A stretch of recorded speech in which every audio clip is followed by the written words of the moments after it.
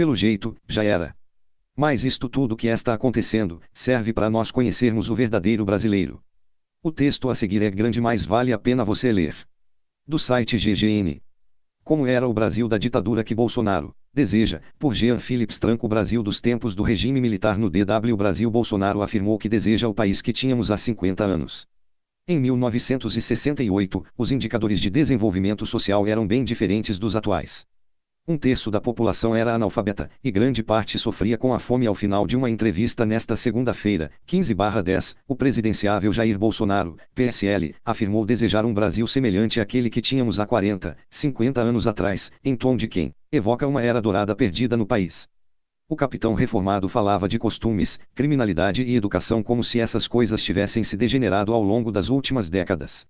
A julgar pelas pesquisas eleitorais para o segundo turno, que apontam o candidato do PSL com 59% das intenções de voto, Bolsonaro terá a chance de conduzir o Brasil segundo a sua visão a partir de 2019, mas o período a que ele se refere estava longe de ser uma época digna de nostalgia sob quase todos os aspectos.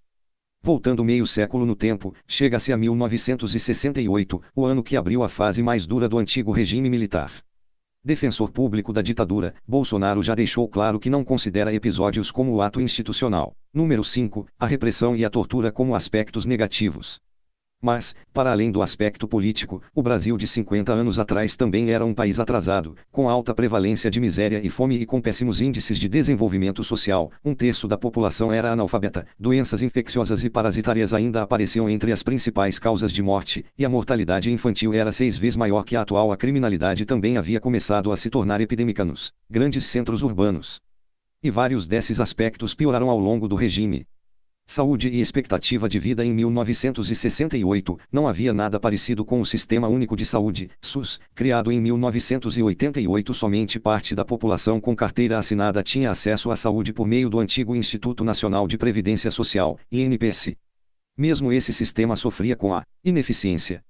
E para quem não estava no mercado de trabalho formal, como as empregadas domésticas, restava pagar pelo atendimento ou contar com a benevolência de hospitais beneficentes. À época, a diarreia e doenças parasitárias e infecciosas apareciam entre as principais causas de morte em várias grandes cidades. Na região norte, ainda havia alta incidência de doenças como hanseníase, lepra. A mortalidade infantil era uma chaga no país. Em 1968, o índice era de 89,62 para cada 1.000 nascidos, considerando apenas as capitais.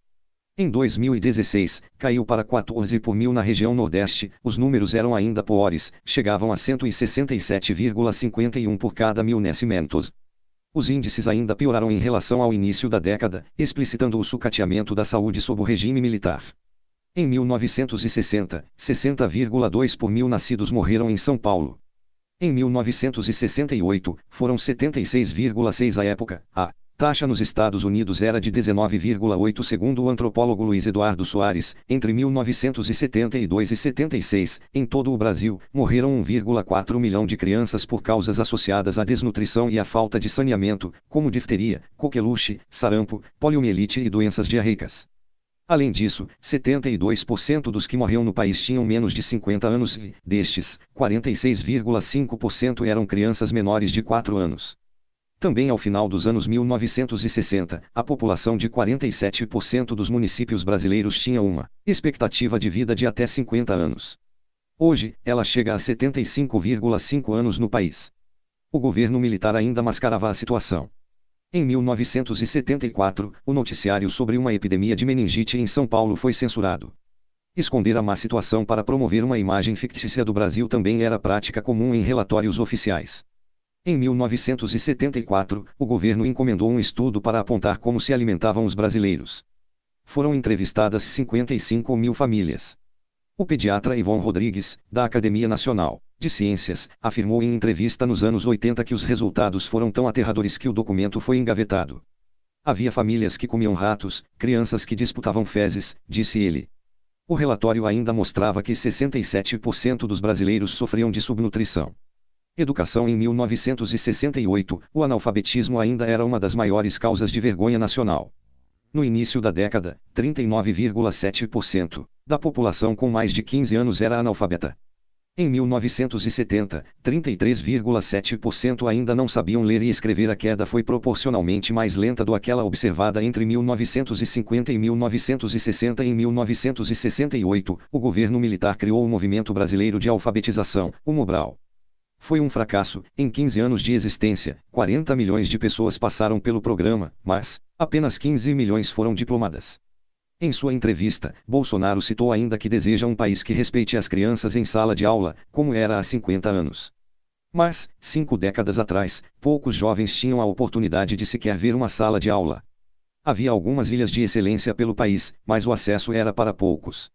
No final da década de 1960, 76% dos municípios registravam uma média inferior a 2 anos de estudo para a população adulta.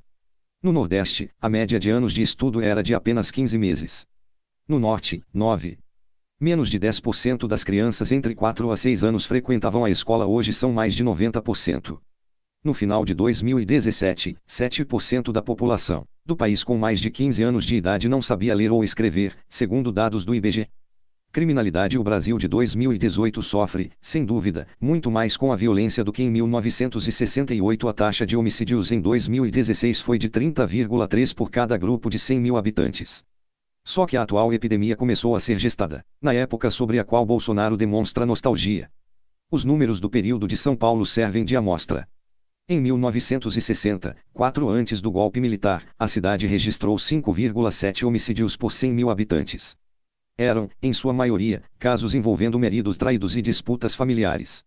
Em 1968, no entanto, a taxa saltou para 10,4 por 100 mil habitantes pela primeira vez, havia atingido um nível epidêmico. Segundo estudos, a situação piorou com o aumento da desigualdade e a mudança de atitude da polícia, que passou a priorizar cada vez mais o uso de uma lógica de extermínio em vez de formas adequadas de solução de crimes. O ano de 1968 marcou a estreia dos infames Esquadrões da Morte em São Paulo, formados por grupos de policiais. Naquele ano, eles assassinaram 200 pessoas. As vítimas eram, em sua maioria, suspeitos de envolvimento em assaltos e furtos. Mas a ação violenta de policiais acabou tendo um efeito reverso, piorando a criminalidade nas periferias. Com a polícia envolvida em assassinatos, parte da população passou a evitar denunciar crimes. Conforme a justiça ficou menos acessível, o ato de matar passou a ser visto cada vez mais como uma ferramenta eficaz. Em vez de controlar os roubos, os homicídios provocam novos homicídios e aumentam a desordem nesses lugares. Em territórios onde as próprias polícias matam, o homicídio torna-se uma ação cada vez mais escolhida na mediação de conflitos, aponta o pesquisador Bruno Paes Manso, do Núcleo de Estudos da Violência da Universidade de São Paulo, USP. Em 1984, último ano da ditadura, o índice de homicídios em São Paulo havia alcançado 37,9 por 100 mil habitantes, mais alto do que a atual média nacional. Manifestação de estudantes. Em São Paulo, em 1º de abril de 1968, milhares de estudantes foram às ruas de São Paulo protestar contra a ditadura militar. Em 1º de abril de 1968, o crescimento e desigualdade. O ano de 1968 marca o início do milagre econômico brasileiro, período de crescimento robusto que durou até 1973, com altas do Produto Interno Bruto, PIB, de entre 7% e 13% ao ano. Ao mesmo tempo, este também foi um período de piora nos níveis de desigualdade. Em 1965, a participação na renda nacional do 1% mais rico da população era cerca de 10% do total. 3 anos depois, a cifra subiu para 16%. Os números pioraram ainda mais até o fim do regime.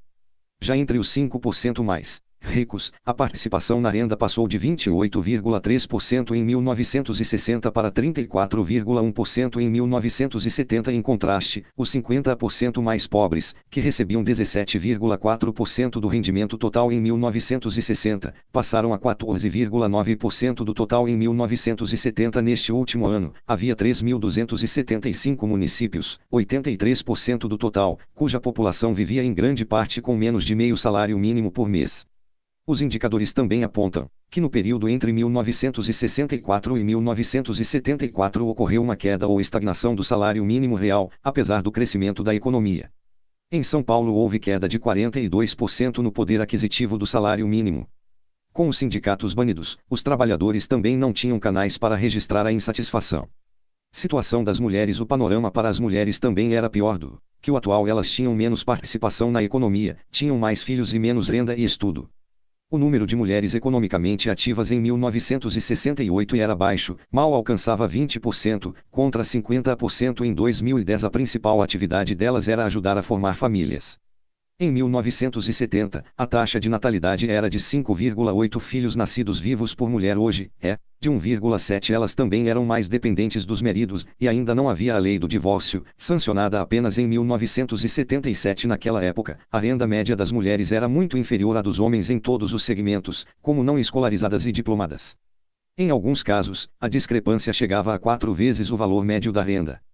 Uma mulher com curso universitário no Brasil em 1970 ganhava em média 41% do salário médio de um homem com diploma. Hoje, o percentual é de 75%. Elas também tinham menos anos de estudo.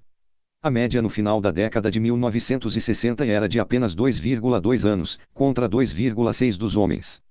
No Nordeste, era de apenas 1,1 ano. Hoje é o contrário. Em 2015, elas tinham, em média 9,7 anos de estudos, contra 9 anos dos homens. Em 2016, as mulheres também apareceram como maioria nos cursos de graduação no Brasil, 57,2% dos alunos. Em 1970, representavam 25,6% da população com título universitário.